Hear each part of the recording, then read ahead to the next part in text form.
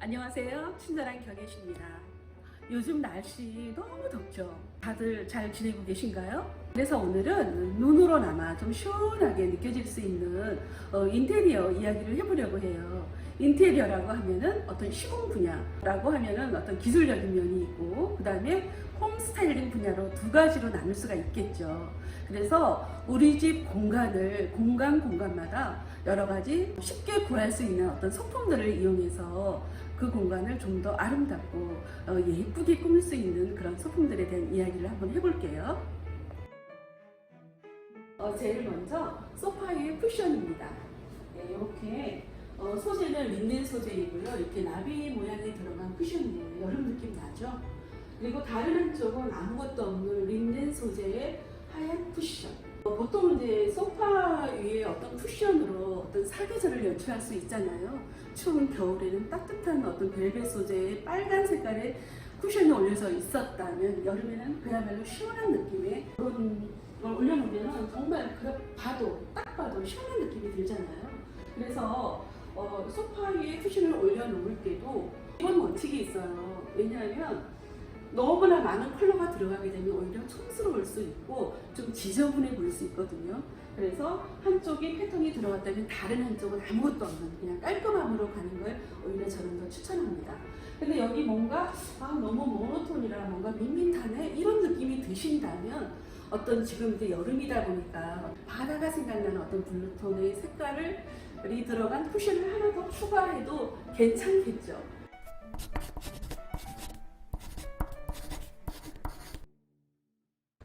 두 번째 소품은 거실의 테이블입니다. 테이블은 없어도 되고 있어도 되는 게 아니라 꼭 필요한 거예요. 그래서 테이블을 구입할 때는 될 수 있으면 좀 큰 걸로, 그래야 너무 작은 테이블이 있으면 집이 초라해 보일 수 있거든요. 그래서 우리가 텔레비전이나 잡지책을 봐도 잘 꾸며진 거실을 보면은 테이블이 늘 중심에 있잖아요. 그래서 테이블은 꼭 필요하다는 거 말씀드렸고, 될 수 있으면 직사각형보다는 동그란 테이블을 더 추천합니다. 왜냐하면 직사각형의 어떤 테이블은 뭔가 왠지 이곳에 제일 높은 사람이 앉아야만 될 것 같은 그런 느낌이 들잖아요. 근데 동그란 테이블은 사실은 서열이 없어요. 거실 공간에서 그 어디에 한 켠에 소파 모퉁이에 두어도 전체적인 또 균형을 이루면서 참 예쁘거든요. 그래서 저는 만약에 다시 제가 테이블을 산다면 동그란 테이블을 살 거예요. 그래서 테이블까지 이야기를 했고요. 우리 집 공간을 좀 더 아름답게 꾸며줄 화병 이야기를 할게요. 저는 또 개인적으로 화병을 굉장히 좋아해서 여러 종류의 화병들을 가지고 있는데요. 테이블 위에, 이 테이블 위에도 생화가 꽂혀져 있는 화병이 있는데, 이게 없다라고 생각해보면 또 너무 썰렁하겠죠. 그래서 화병을 놓을 때도 여러 가지 트레이를 이용해서 화병을 올려놓아도 되고, 저 같은 경우는 좀 테이블 매트를 두 개를 겹쳐서 이렇게 올려놨고요. 그리고 또 다른 공간에 또 화병이 어떻게 꽂혀져 있는지 제가 또 보여드릴게요. 식탁 위에 화병이에요. 그리고 이런 화병을 둘 때도 예를 들어서 이 트레이 없이 그냥 두게 되면 뭔가 늘어진 것 같은 그런 느낌이 드는데, 같이 모아서 트레이를 이용하게 되면요, 하나의 작품으로 보일 수가 있다는 거죠.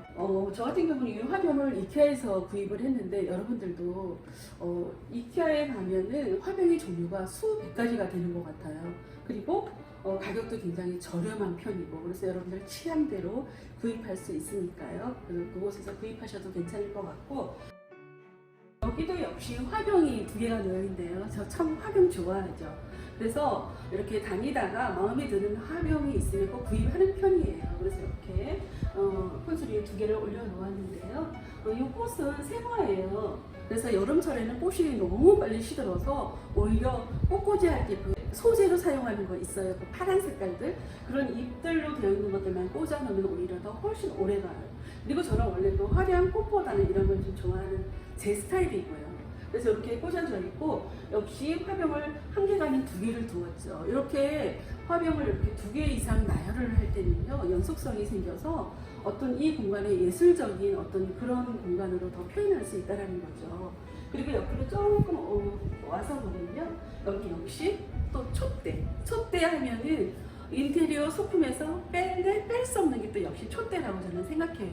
그래서 촛대도 역시 하나를 두기보다는 두 개를 두었을 때 훨씬 더 예쁘죠. 예. 그리고 공간이 훨씬 더 풍성해 보이고, 그리고 모든 인테리어 공간에 디스플레이를 할 때는 어떤 좌우 대칭으로 했을 때 훨씬 더 뭐랄까 공간이 더 세련되게 표현할 수 있다는 거예요. 그게 인테리어 그 디스플레이 기법 중에 또 하나인 거예요. 좌우 대칭. 그래서 우리가 무언가를 소품을 하나를 두었을 때도 그걸 좌우 대칭을 고려해서 디스플레이를 한다면 훨씬 더 세련된 느낌으로 연출할 수 있다는 거죠. 그리고 인테리어 소품으로 또 중요한 액자에 대한 이야기를 해보려고 해요. 액자라고 하면 아마 많은 분들은 한 두세 개 정도는 다 가지고 계실 거예요. 그런데 막상 액자를 걸으려고 하면은 이 액자를 어디다 걸어야 어울릴까? 아니면 또 높이는 어느 높이에 걸어야 되지? 여러 가지로 또 고민이 되실 거예요. 그래서 그런 고민들을 조금이나마 제가 좀 알려드리려고 하거든요. 저희 집 같은 경우도 액자가 사실은 몇 개 있어요.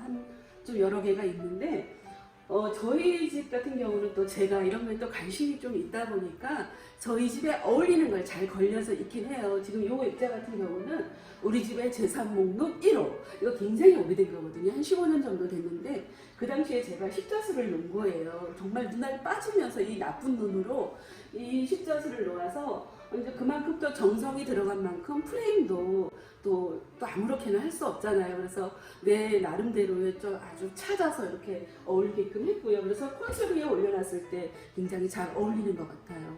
그래서 이렇게 큰 면에 액자를 걸을 때도 어떤 그런 규칙이 있어요. 예를 들어서 우리 집에 소파가 있죠. 소파의 넓이의 3분의 2 정도 되는 액자를 가운데 걸어야 할 때는 3분의 2 정도가 된다는 게 어떤 기본 그런 원칙이 있거든요. 근데 이 액자는 작잖아요. 이 작았을 때 이 액자를 가운데 걸기보다는 한 켠에 어느 코너를 만들어서 위에 거는 거는 나름대로 되게 멋스럽다고 저는 생각이 들거든요. 이렇게 걸었고요.